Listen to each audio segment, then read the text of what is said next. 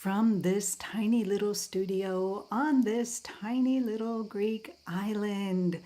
I am late today because I got to teach a yoga class this morning at the Agionissi Resort hotel here on the island. It is a beautiful little paradise uh, and just a lovely spot to teach a yoga class, and it was really lovely. I've been up since 5:30 this morning. I'm preparing myself, getting myself centered and connected and ready for the class. And those are just some basic little practices. I always do my morning journaling for, at least a half an hour where it is the easiest way for my mind to begin to focus is when I'm writing out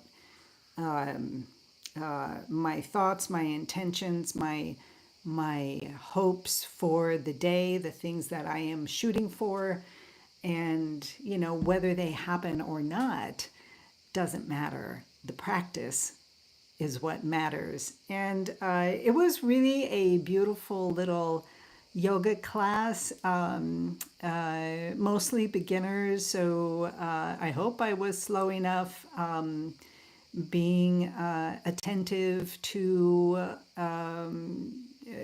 what they're able to do. And it's that connecting phase, and being a beginner, right?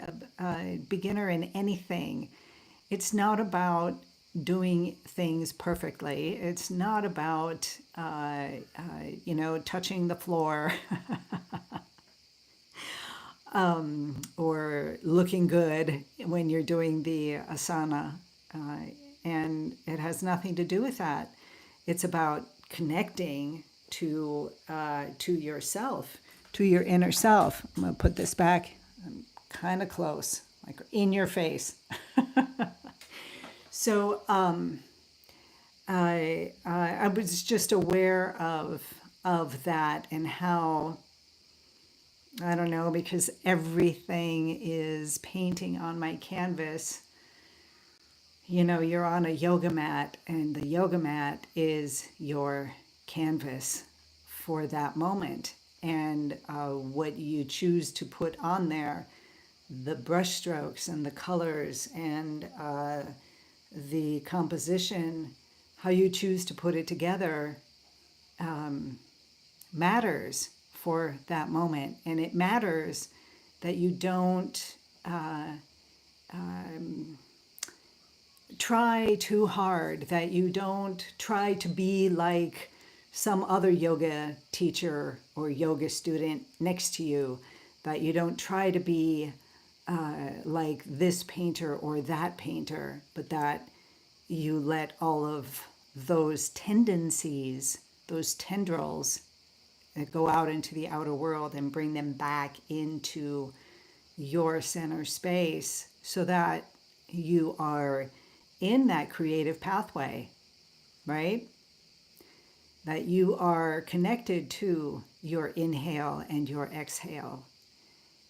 And it's all the same, right? Whether you're teaching a yoga class, or whether you are in a yoga class or a Tai Chi class, or at the gym, or in a Zumba class, it's all the same. It's not what the other people are doing, and can you come up to that level, or do you find yourself, if you're the best person in class, the most advanced person, that you're like,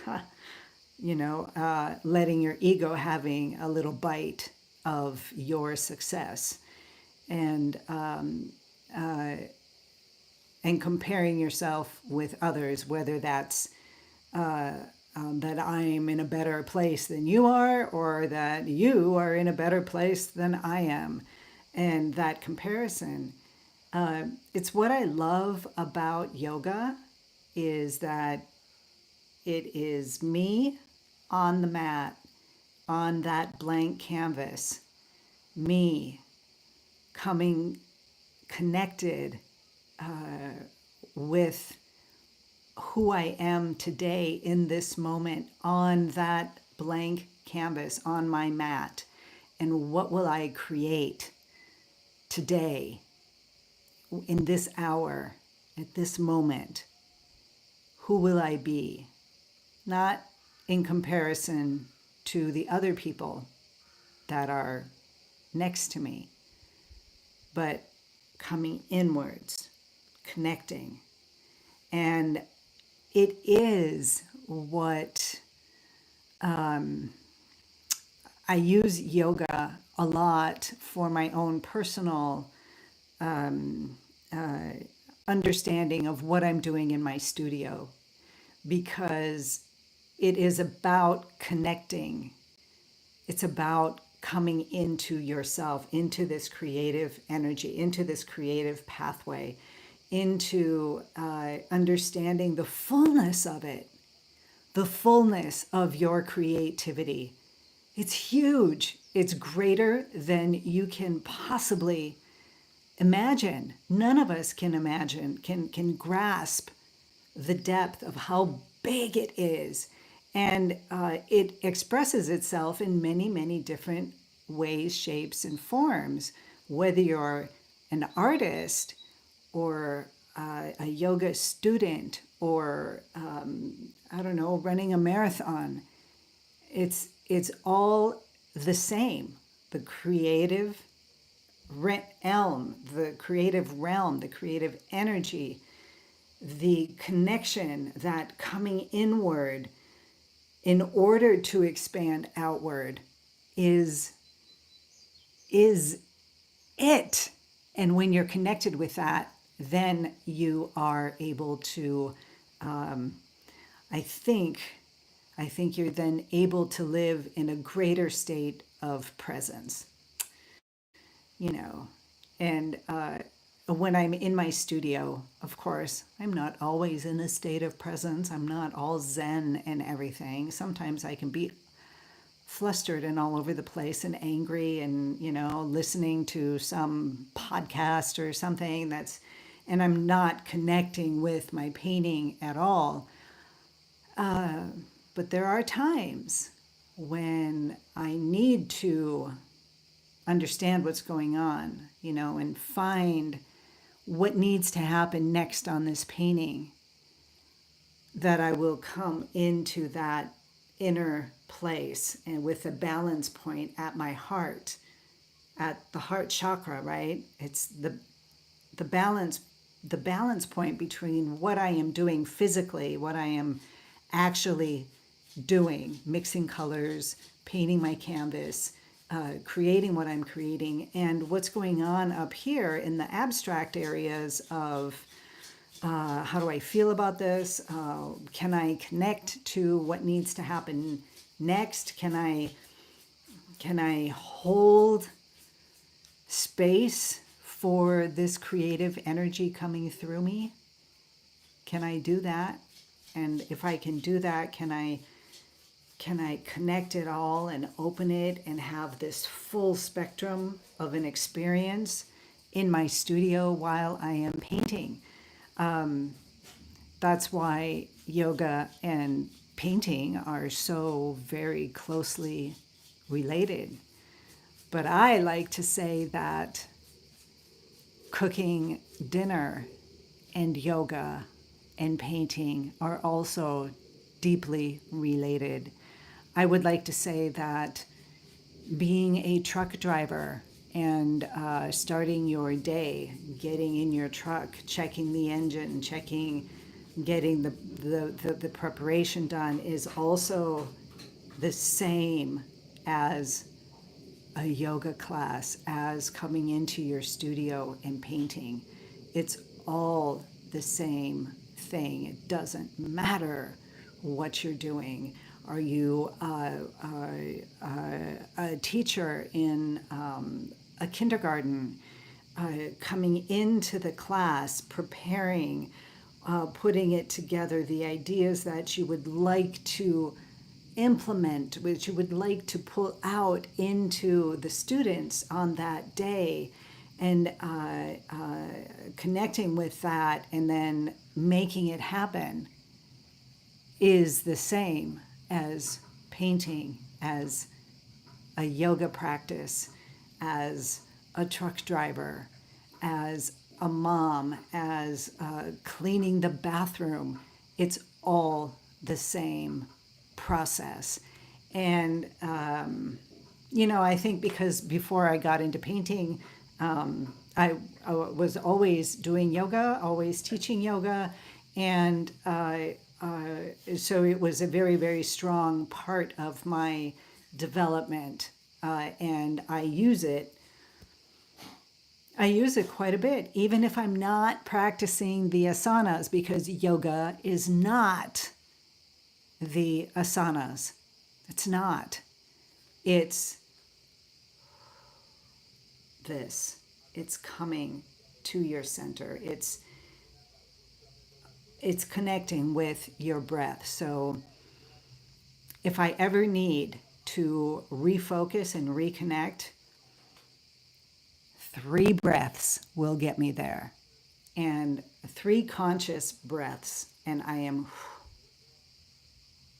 And when I'm in an argument with someone, if I can remember, and if I am not fully sucked into that element of arguing with somebody, I don't do this all the time, but I can come back and recenter, get my focus again, understand what my intentions are for this argument, what I'm trying to do and what I'm trying to control, and then letting go of that and realigning myself.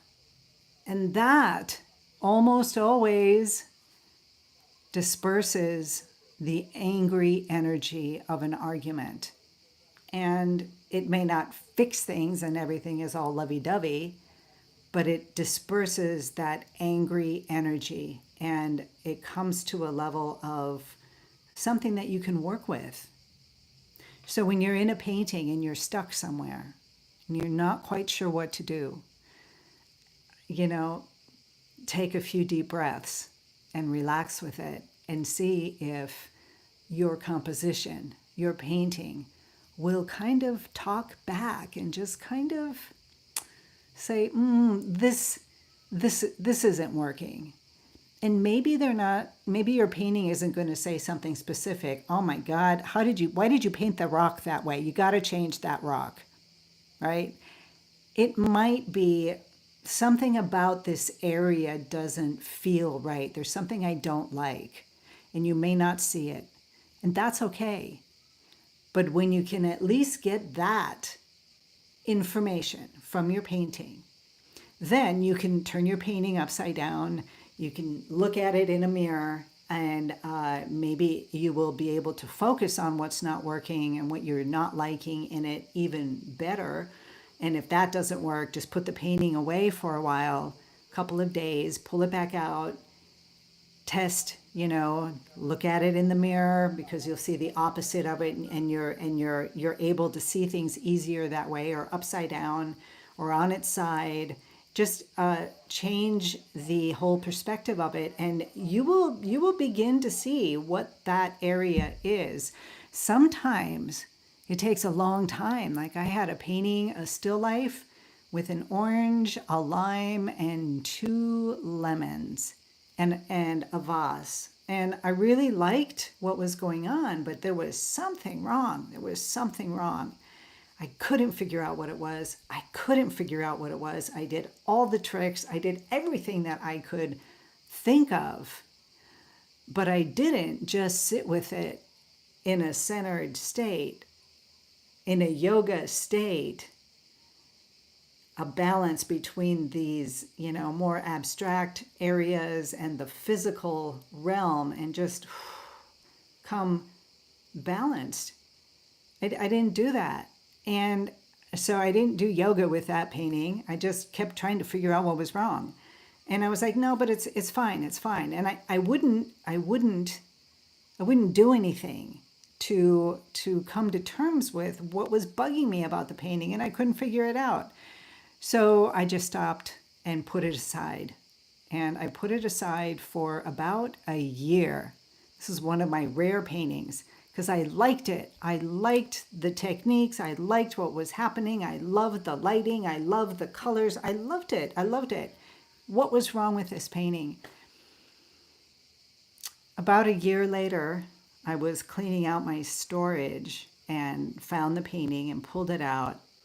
And because I had done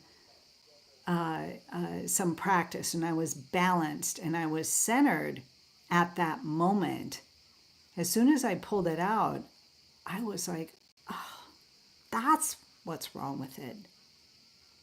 And it was because the orange that I had painted in, that was on the side as a supporting actor, was too orange.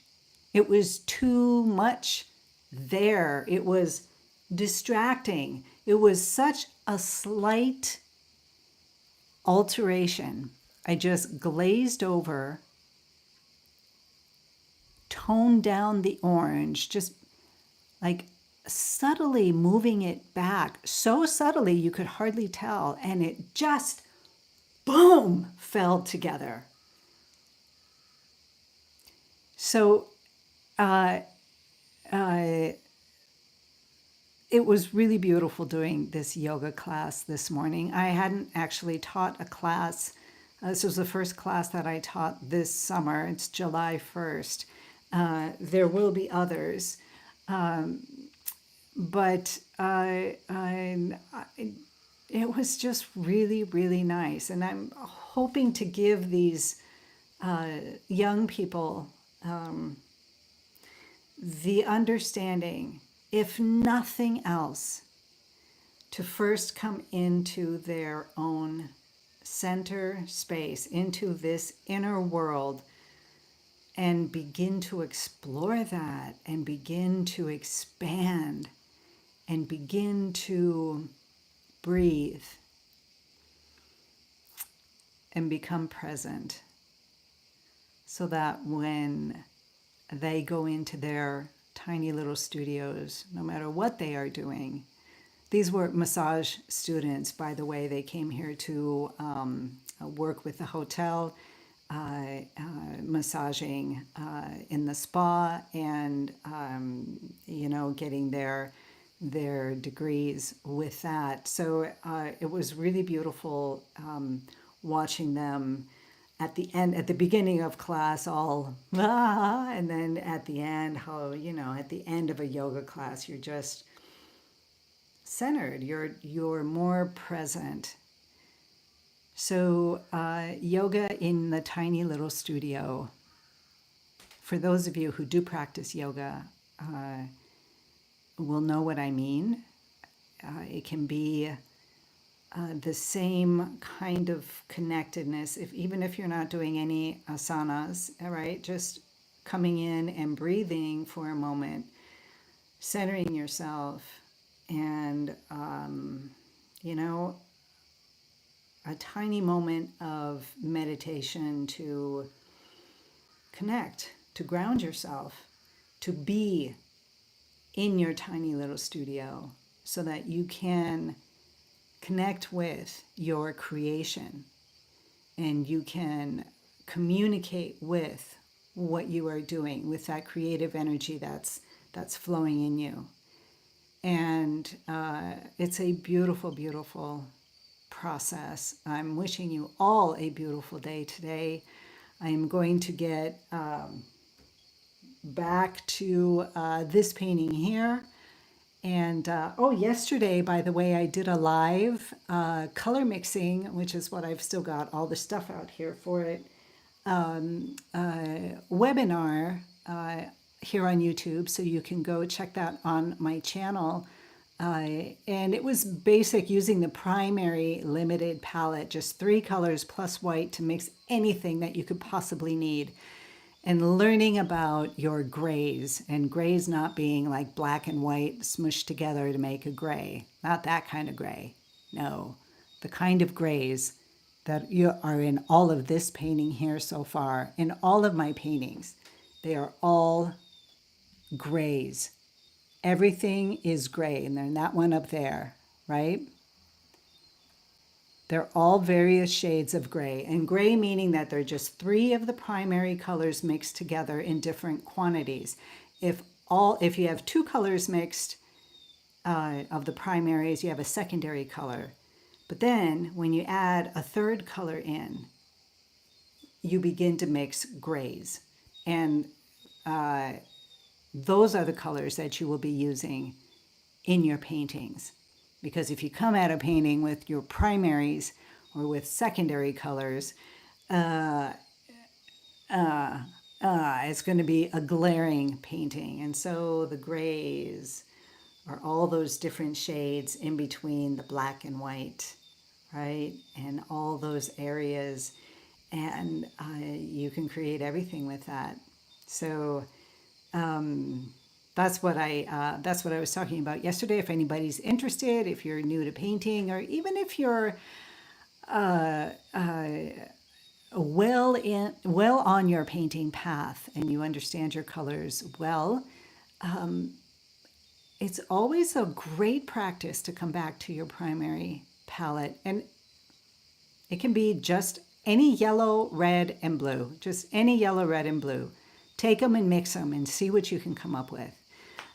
So that was a lot of fun. I really appreciate the people who came and were asking questions. I had a really, really lovely time. All right, you guys, so I am going to sign off. I will see you all again tomorrow. Have a beautiful day. Be inspired. Be creative. Be you.